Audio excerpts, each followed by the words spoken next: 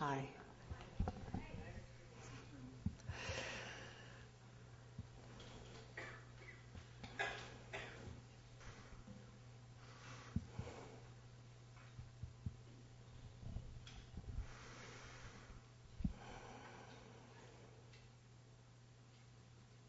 It's very wonderful to be here in Maui with the Maui spirit so present. It's fun. And Seichi, who is our host, thank you so much, Seichi.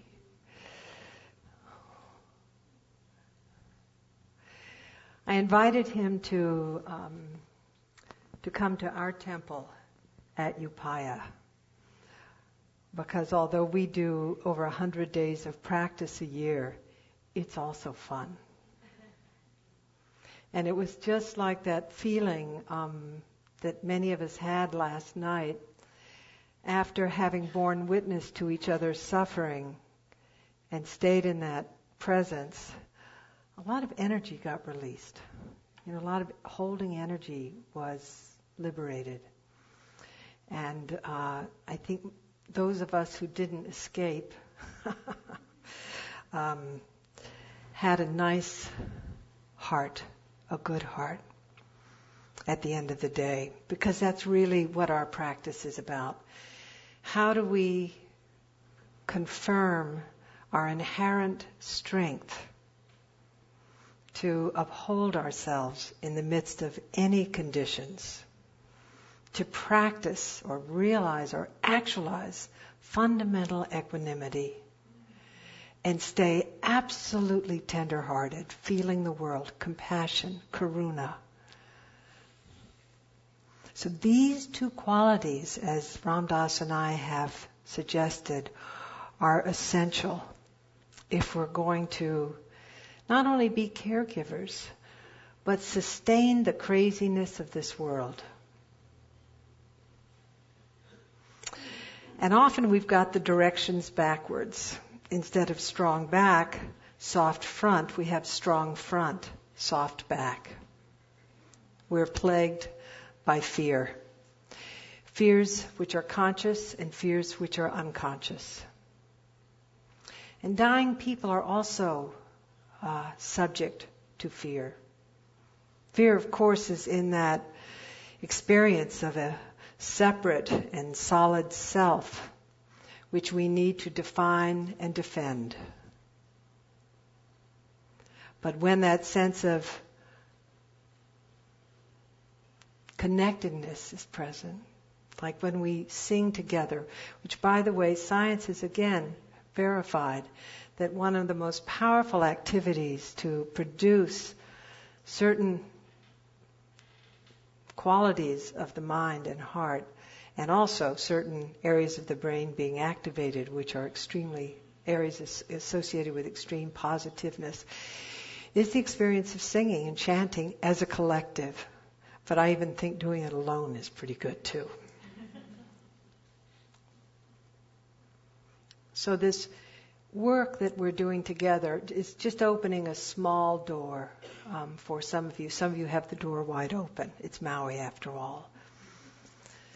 But it is for many of us a chance for us to explore reversing the dynamic of the defended heart and the soft back, a back which is a metaphor for fear, for non-equanimity. And even our spirituality can be put out there as a defense. I mean, there are times when that smile that you flash at somebody, which is so reassuring to your patient, is subtly saying, I don't want to be intimate with you. Do you know that one?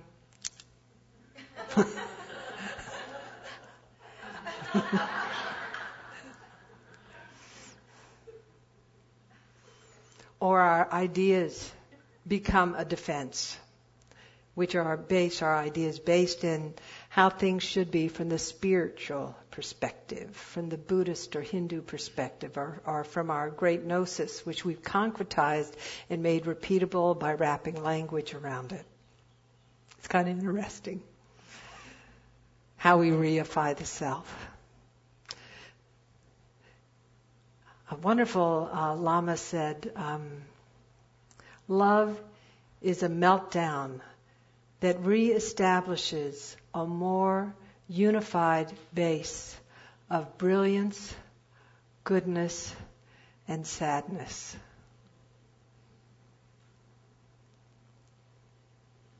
Now, it could be that some people here don't want to allow the sadness to be present. There's an expression in Japanese, and Seiichi, forgive me for my bad translation, but it's been a very meaningful one to me. It's mono non aware, which means the slender sadness. It is that pre-experience, if you will. It is the experience before the big non-sad experience, where the heart is broken. You look out in the world and you, like Avalokiteshvara, who invited all suffering beings onto this raft that he took to the other shore. And he had liberated all suffering beings. And then he turned around to bid adieu to the world, and he saw that the world had filled yet again with suffering beings. And he broke into 1,000 pieces, 10,000, 84,000 pieces, which is an n-dimensional number. An infinite expression of differences in the medium of compassion and how it can be expressed. There just is no end to suffering. And yet our vow is about actualizing compassion, to understand that it is a non-dual experience, not just of the suffering of the world, but this is the experience that brings us, as the brain research has shown, into the experience of action, of activity, where ultimately compassion becomes non-referential. It is just how you are in the world. The right hand just takes care of the left, which is like what happened when my father was dying. And in his final phase of active dying, before he lapsed into the great quietude, before death, where he was flailing and his arms were in tatters and blood was trickling out of his mouth because he was biting his tongue, and it was just awful. And I put my hands on either side of his head, and I just said, "Thank you, Daddy," for 6 hours. And somehow that uncoiling that happens in the active dying process for so many, where the whole organism is spasming, completed itself before he actually entered the mystery by dying. And suddenly he let go, and there he was, in the great peace before death. A huge blessing. So it is that level of spontaneity. No book is going to, I would have felt stupid saying, "Go into the light," which is a great thing to say, if that's authentic for you. One has to really operate out of an authentic heart, not out of the script of the Tibetan Book of the Dead, which we love, out of the script of Elizabeth Kubler-Ross's Phases, out of my script. I have a 400-page manual on how to do this stuff. No, all of the work is about developing this strong back, soft front, equanimity, compassion, openness, and authenticity, the strength to really be who you really are in the deepest sense. Kind of like I feel, Melissa, what's your dad's name? What's your name? You guys are cool. Really. I wish I could have gotten my dad to something like this, I'll tell you. Really. This father-daughter thing is precious. It's a great treasure. Very, very wonderful that you can be together in such an undefended way, and your father enters into, the adventure of his phase shift, however it's going to express itself, with you as a partner and his mother, your mother there, and his wife there, and just the good journey into not knowing.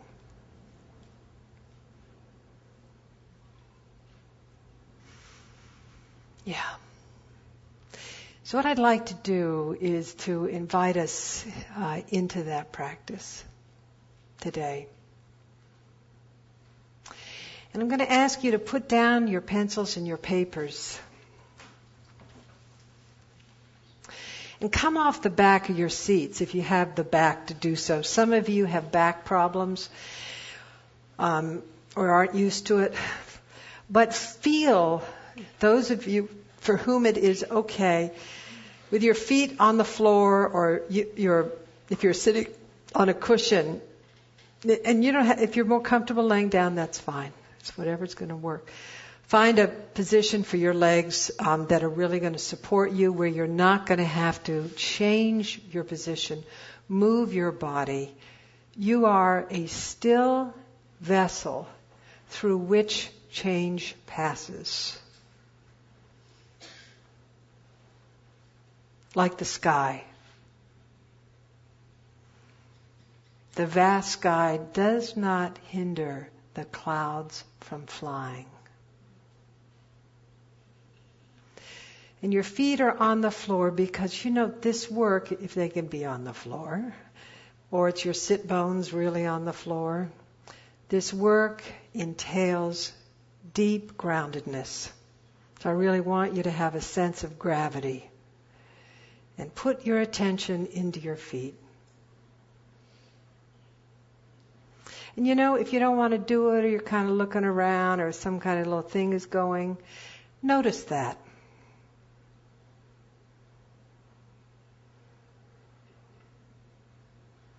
And see if you can learn to direct your attention, to guide it, instead of being at the effect of it, grabbing this idea, that idea like a monkey, jumping from branch to branch. Guide your attention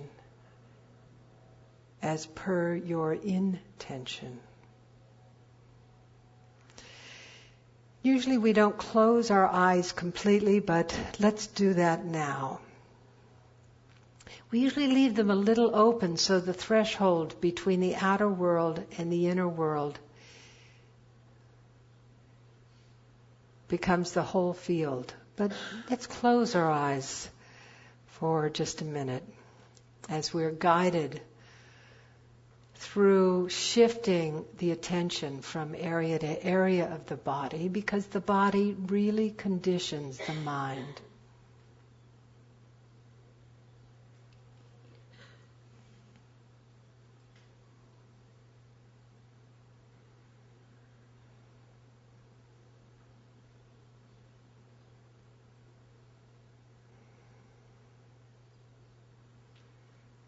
See if you can feel the earth supporting you. Feel the strength of gravity in the body. It's really important to be grounded in this work.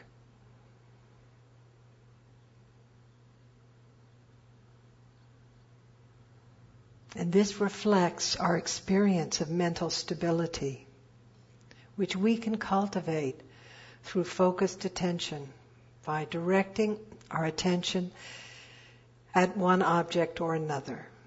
In this case, to the soles of your feet or to your sit bones.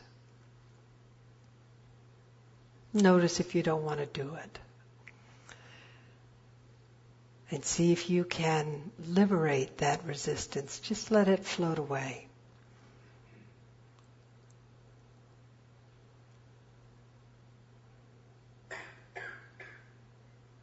And when thoughts come that really attract you, like a doorman, you can kind of smile at them, but you don't have to follow them into the hotel.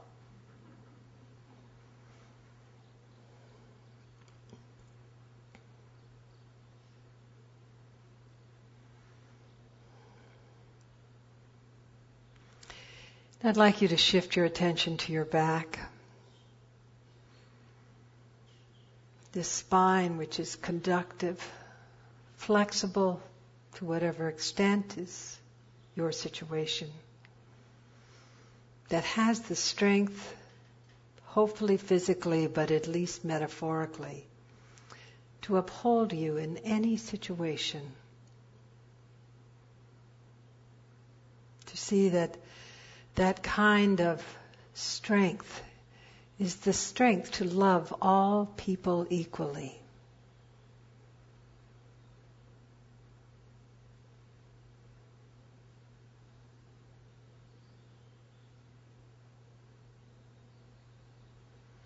Appreciate that quality within the body, but also within the mind.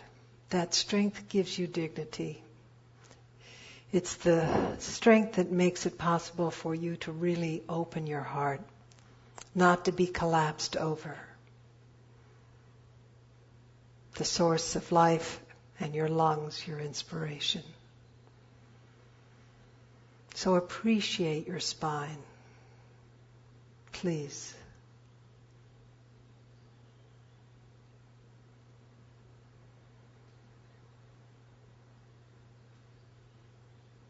You're blessed. Feel the grace of that strength.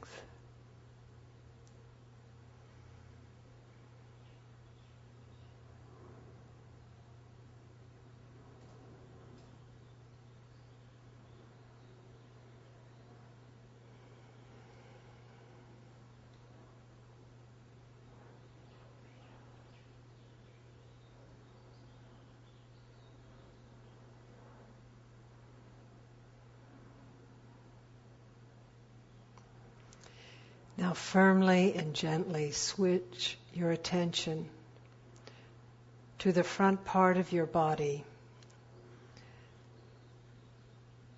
feeling the soft tissue of the front part, the rib cage barely guarding the heart.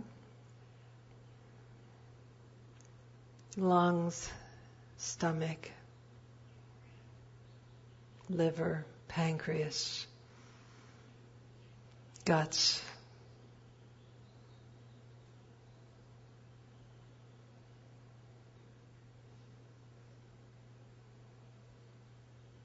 This tenderness in the front part of your body,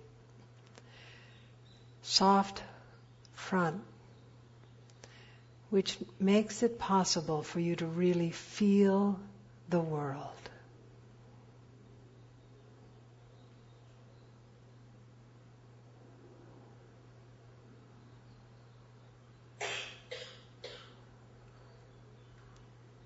Compassion.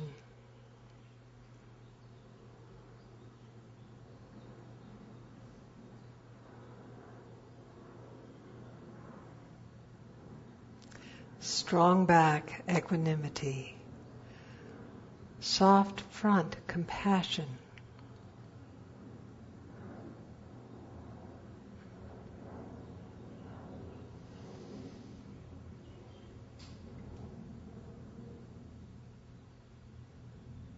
And if resistance is there, or thoughts or attractors for you, don't push them away. Just simply don't invite them to tea. Gently and firmly let the attention come back to the breath.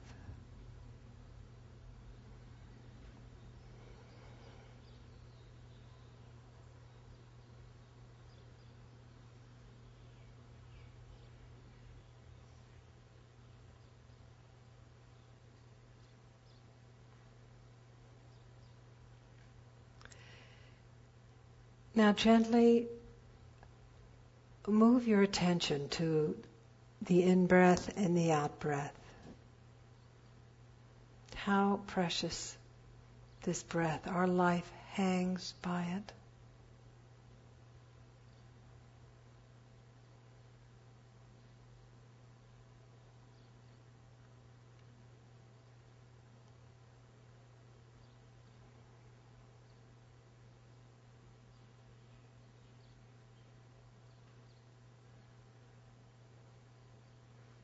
And you can say the Ram on the out-breath, or count, or notice the sensation of the in-breath and the out-breath.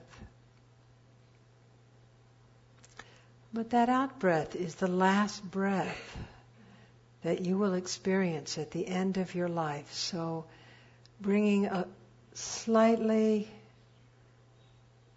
deeper attention to the out-breath and having the out-breath qualified by the experience of mercy or kindness or love or compassion or bliss. Perhaps we'll let you ride out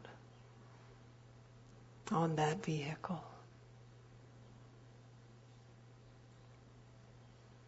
And it is a process of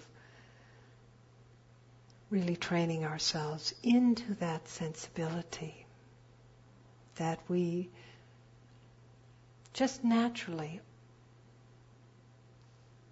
let go into this quality of mind of bliss or joy or rapture or total surrender or letting go or kindness on the out-breath.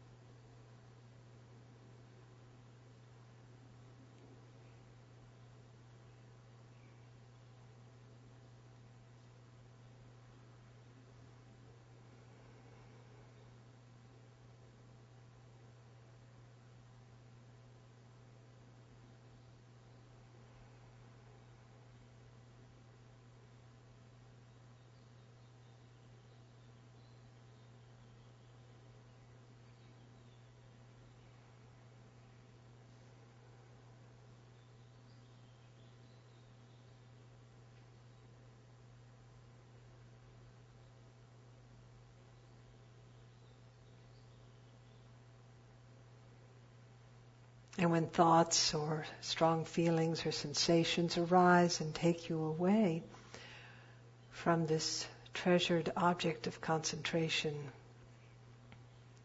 bless them and let them go. And return your attention gently to your breath.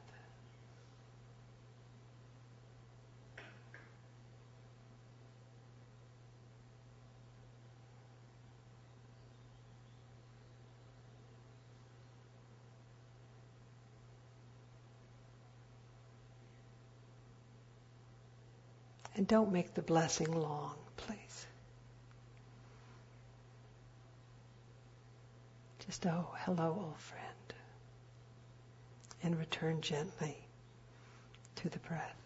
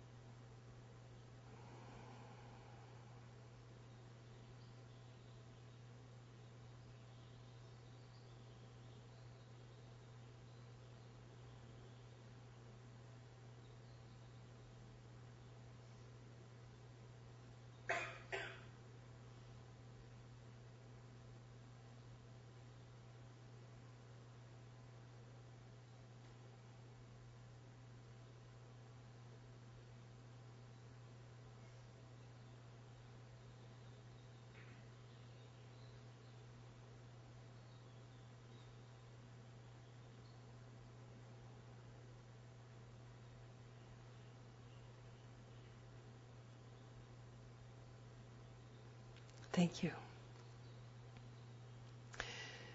And in our practice, we say, may the merit of this practice penetrate into each thing in all realms and benefit all beings.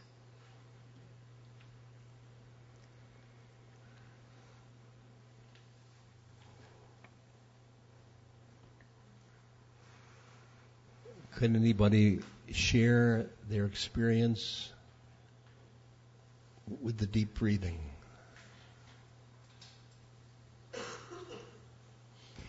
I was rather surprised because you were talking about love and kindness on the out breath, and all that came to me was forgiveness. and to be forgived, and I just couldn't stop crying. Which is very deep for me. Mm-hmm. Thank you.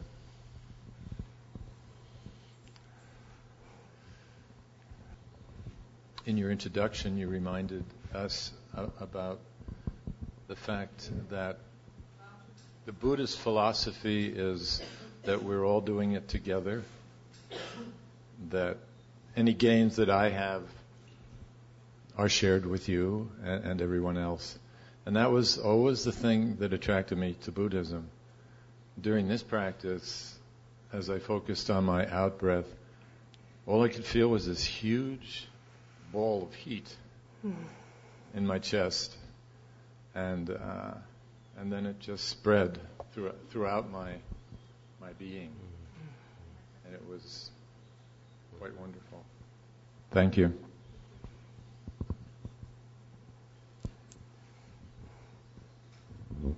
My mind felt love and my heart felt guarded.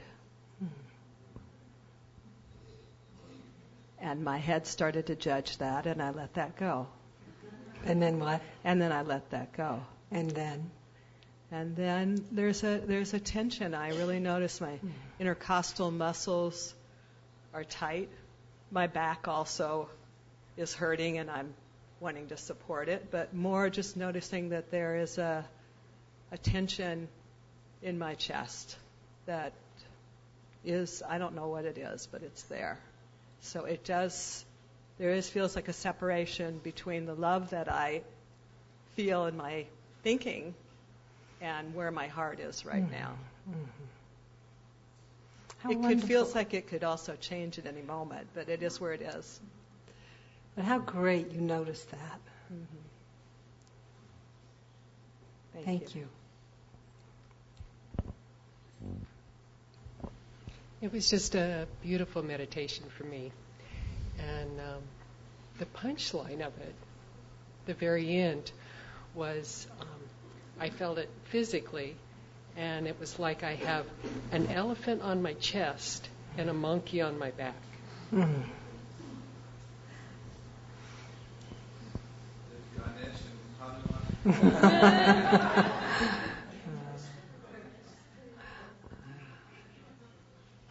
Well, that's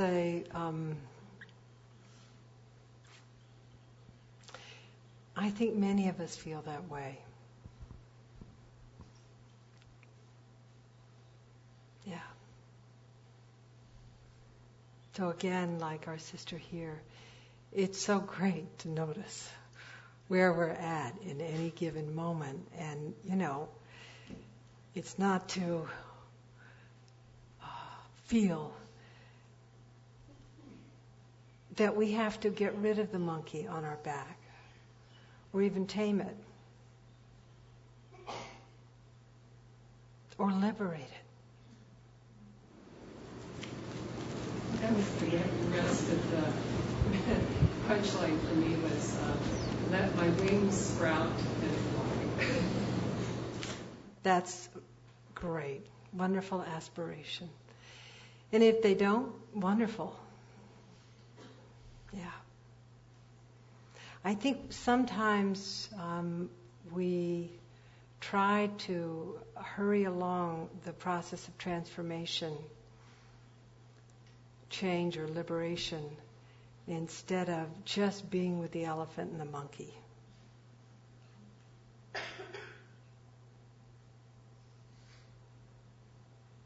And then I bet, Bodhi, when you just hang out with the elephant and the monkey, then they become Hanuman and Ganesh. But it's great that you noticed. Thank you. Thank you for that meditation. I had sensations in my hips. And what my mind was saying was, do I have the strength to be in the process? Mm-hmm. And, I answered myself. I said yes. But it brought up the dilemma of staying in the equanimity that you speak of in the midst of, whether it's in front of a dying person or in the being in the insanity of our world, do I have the strength to continue to hold myself? The compassion didn't seem to be a problem, so to speak, because I can't say every situation, but it was more the notion of enduring. And I thought, yes, practice will do that. Yeah. That was my conclusion. So what will happen if you don't have the strength? I think it's disappointment. What will happen? I'll feel disappointed. Mm. And then what happens with that disappointment? What do you do with it? I mean, let me ask a question to everybody. Anybody know that kind of disappointment?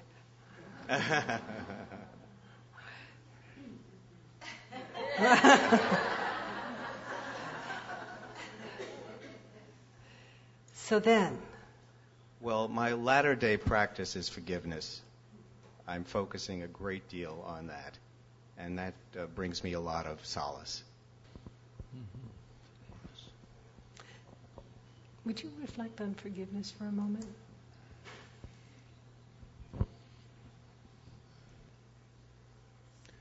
Forgiveness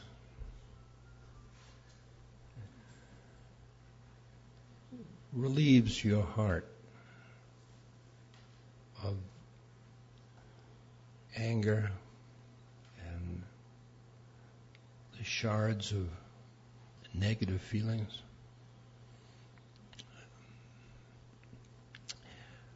I find the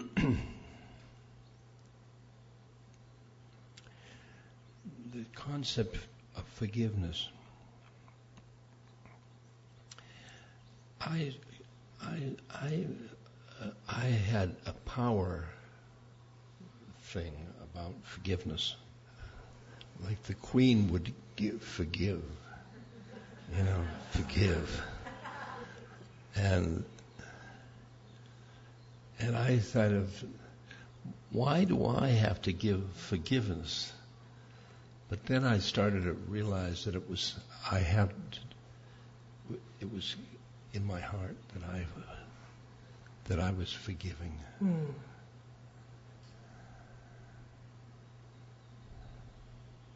And it was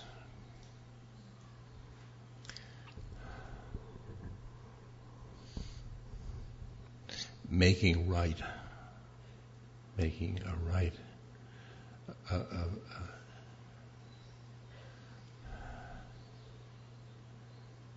It's like chewing something and then you finally spit it out. Or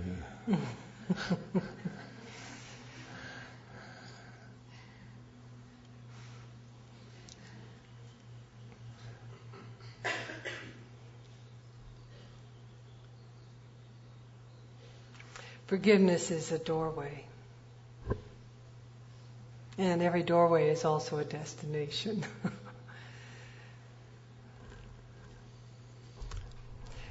Sharon taught us three. Did you want to say something? No, I just can't hear you at all. Oh. So could you turn that thing on so I could just get a little... Can you hear me now? Can you hear me now? Now I can hear you. Oh, no.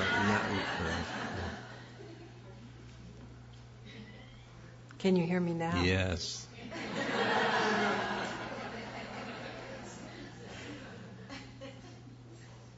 I'd rather you not hear me.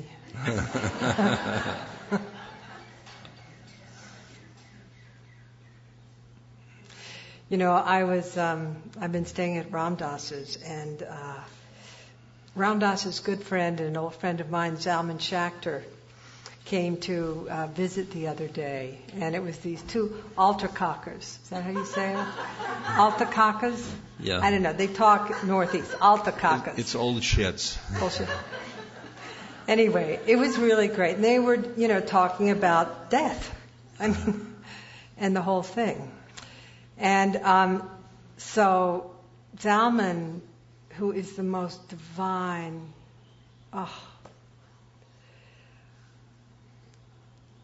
if I hadn't taken vows of celibacy, I'd sign up to be his 6th wife. Sorry. So he was talking about the after-death trip, and it was incredible. So you die and you get dipped in the river of light,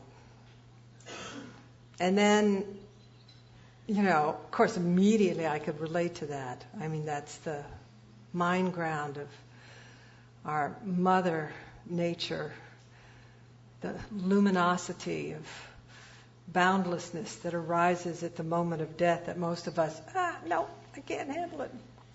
And then he says, you end up on something like a highlight court, and your soul gets sort of bounced around like a highlight ball. And then when you finish that trip, and that sort of reminded me of the, again, trying to find analogies, maybe a little bit like being thrown around by the wrathful deities in that bardo. And then you get dipped in the river of light. What's so nice about this model, they're all models, but what's so nice about it, and also nice about the Tibetan Book of the Dead's description, is that within every domain of attraction and revulsion, there's a little flash of the mind ground that you can identify with and exit. The exit's there. It's a very cool thing. It's not like you're just sort of marching through the bardos like that. And it's like the 6 realms of existence. Same deal. Within every realm of passion, aggression, ignorance, pride, and envy, and also our human situation, which has all of the other 5, there's a bodhisattva standing ready to liberate you.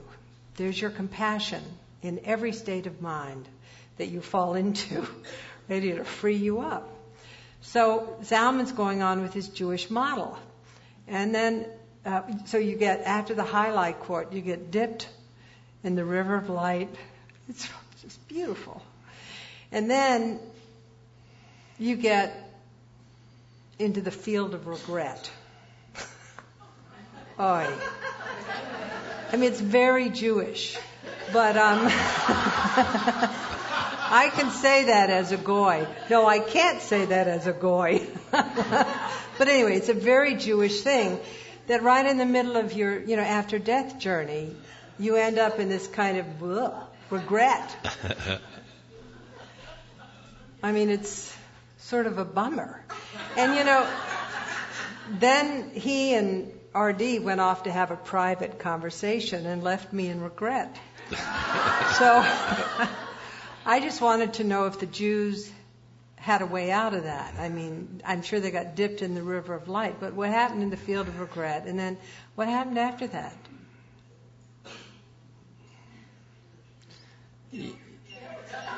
Guilt. Guilt.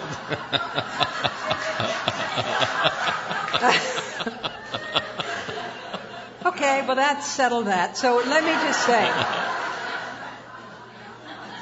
as a nice Jewish Hindu, I would suggest you get your forgiveness done now so you don't end up in the field of regret and have to deal with the sort of fires of, or the sort of the abyss of guilt.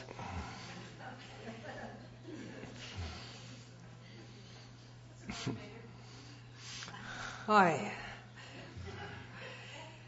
So, thank you. It's so much fun. You guys, everything is context dependent. So I would not be having this conversation at the Mayo Clinic.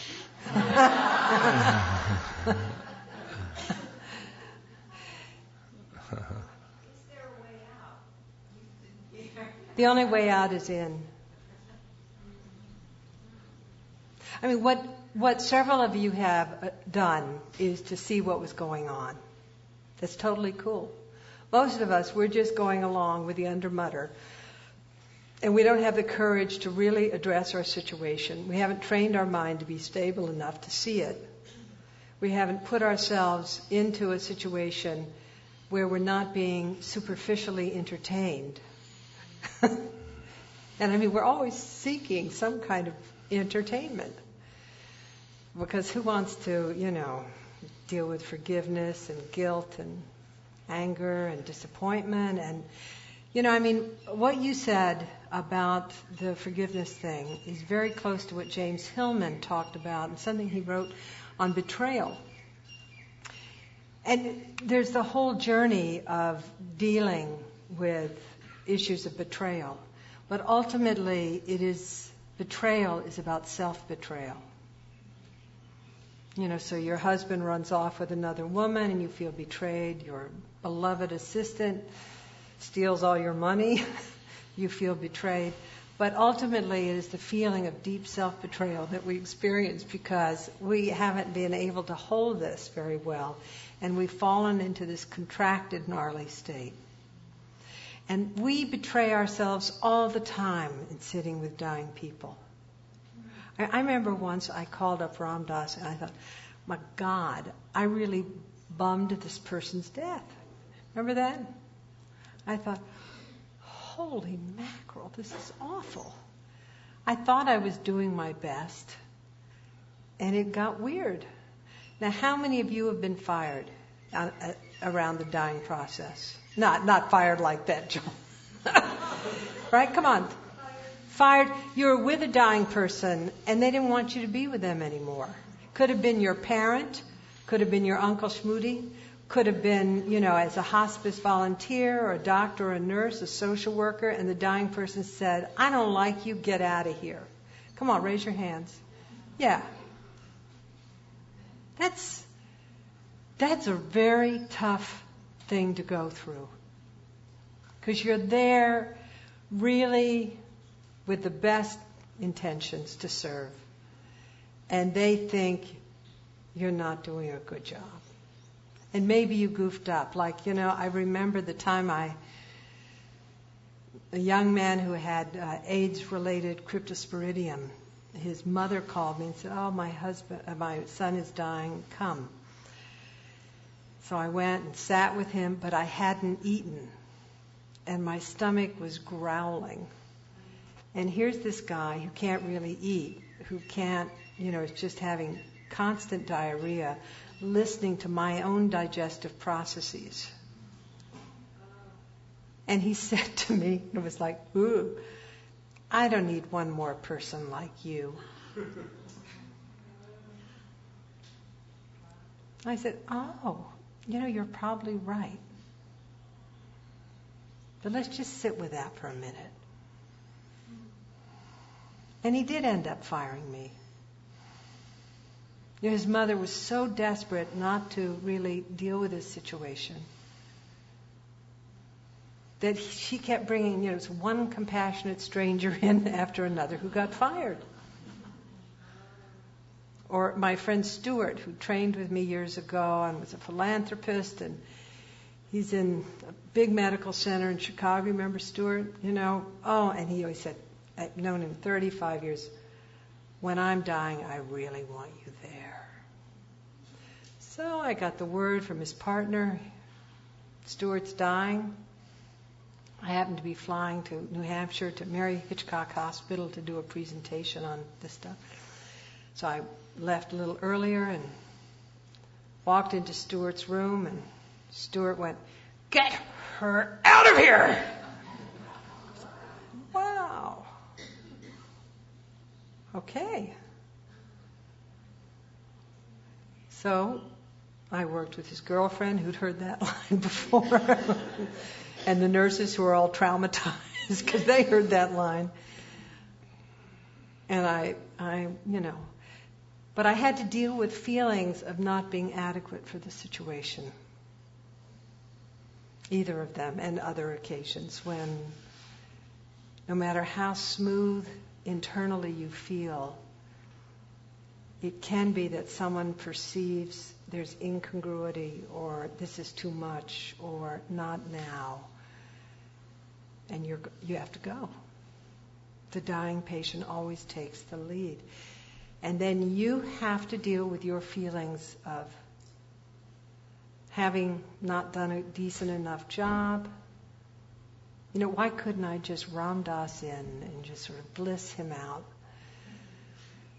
And, you know, we'd just be in unitive consciousness, and then he'd die there. So all these...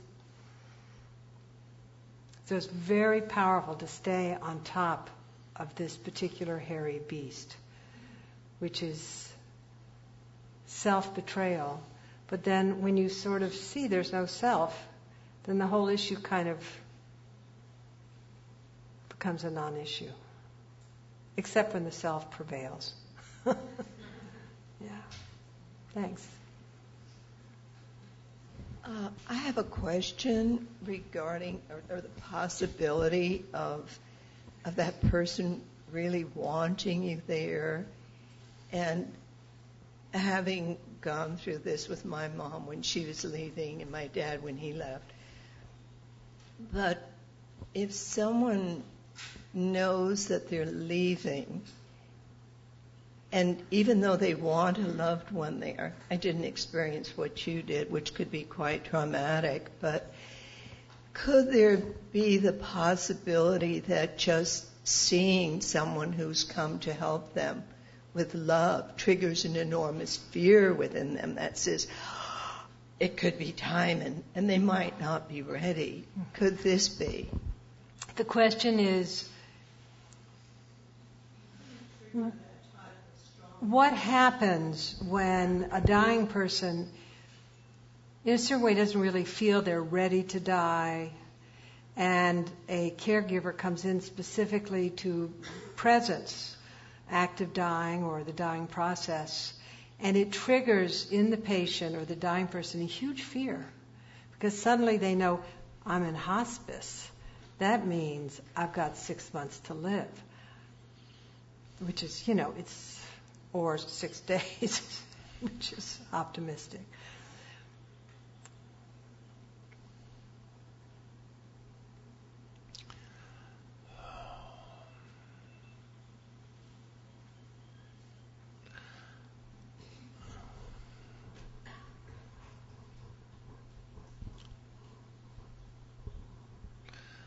I think you deal with the fear and deal with what is. You wouldn't have come in. You wouldn't have come in were it the right time.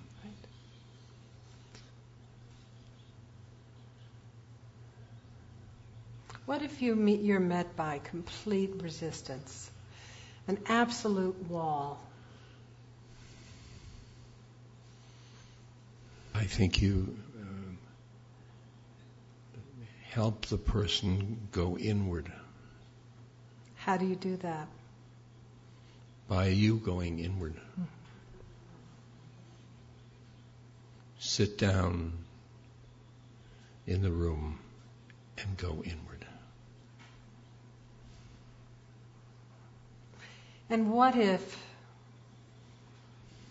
they aren't able to follow you in?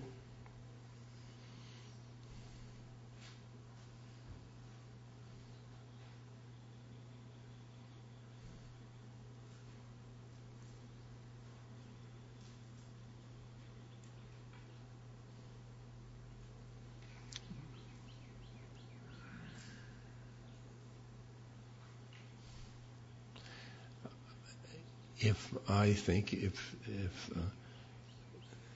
my presence is disturbing to them, I would go out. But if I keep going deeper in myself,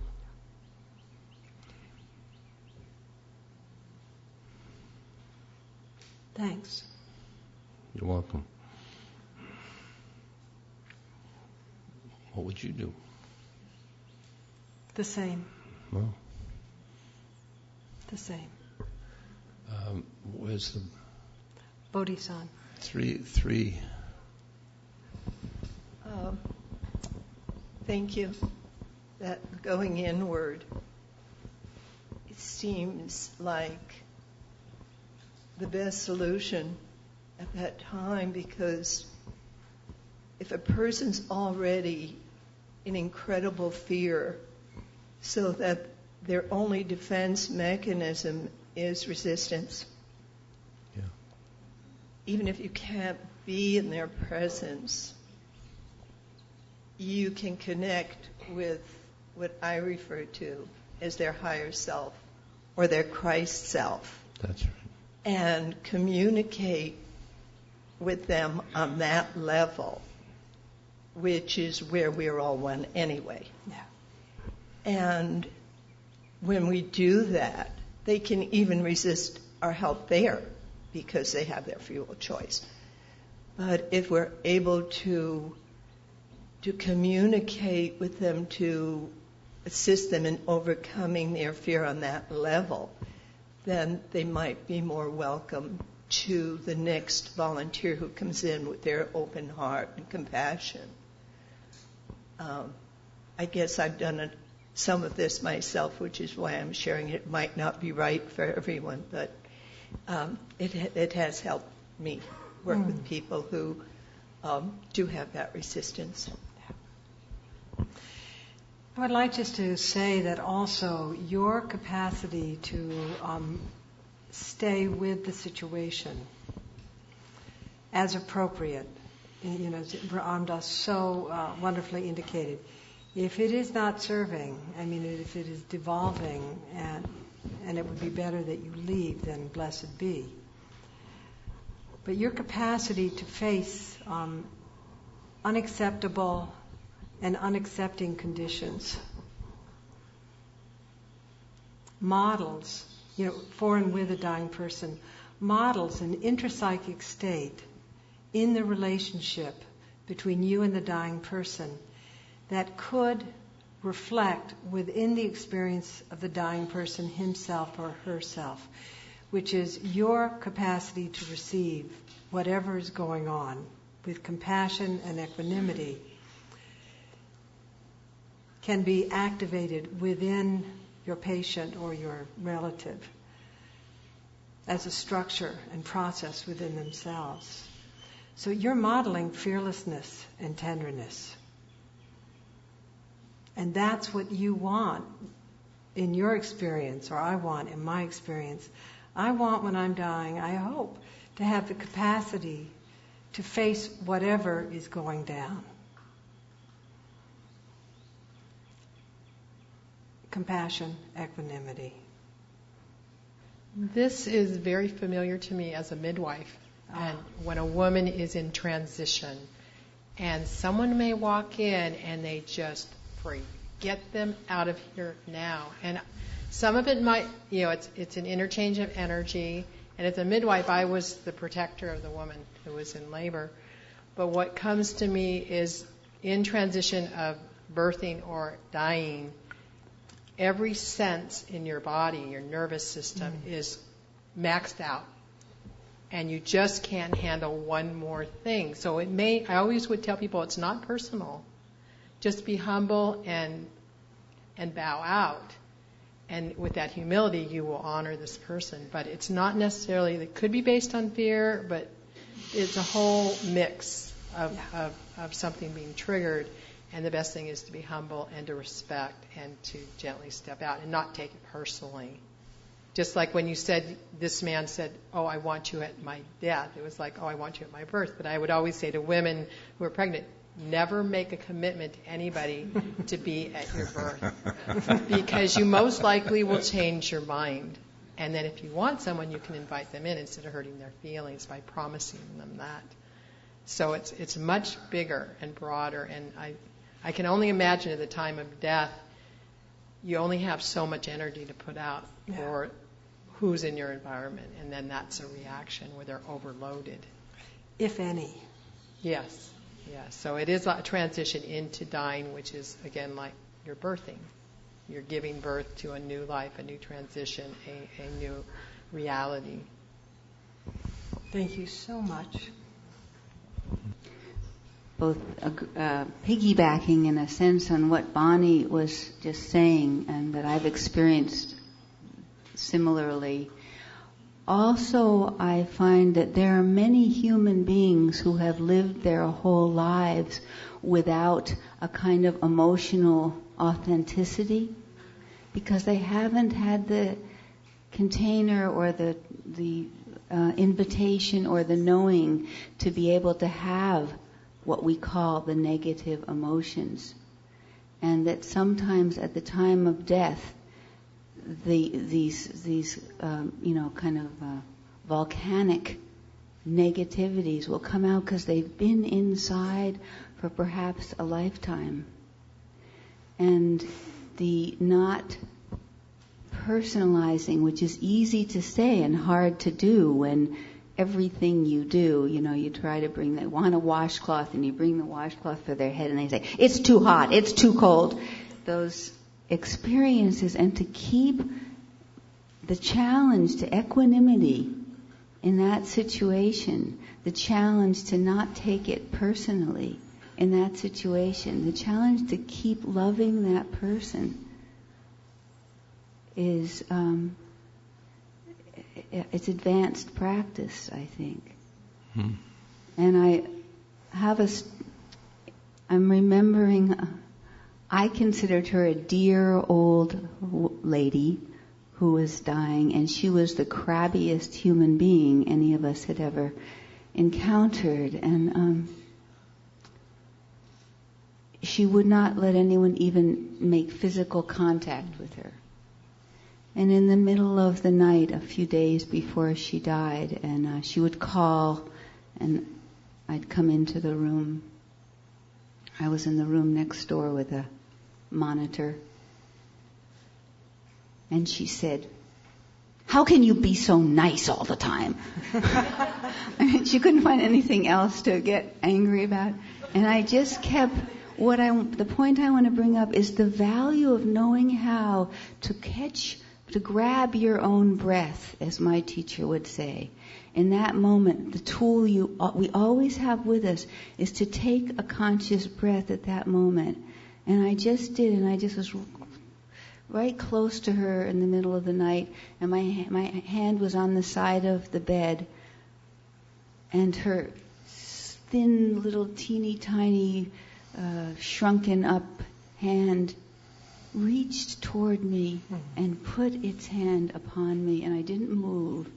And it was the most profound experience of intimacy and love. It felt huge for her and a great gift to me, but it was the breath that just kept loving her. Thank you so much. We're going to just take a little pause, I think. So we'd like to take a 15-minute break, which we mean by 10 minutes, so that we can really begin again. And we're going to be exploring some of the issues that are not quite clear to us. We want to look at issues related to suicide, physician-assisted suicide, organ donation, extreme interventions, and some issues related to pain management. So that's what's our exciting next chapter. So we'll see you in a few minutes.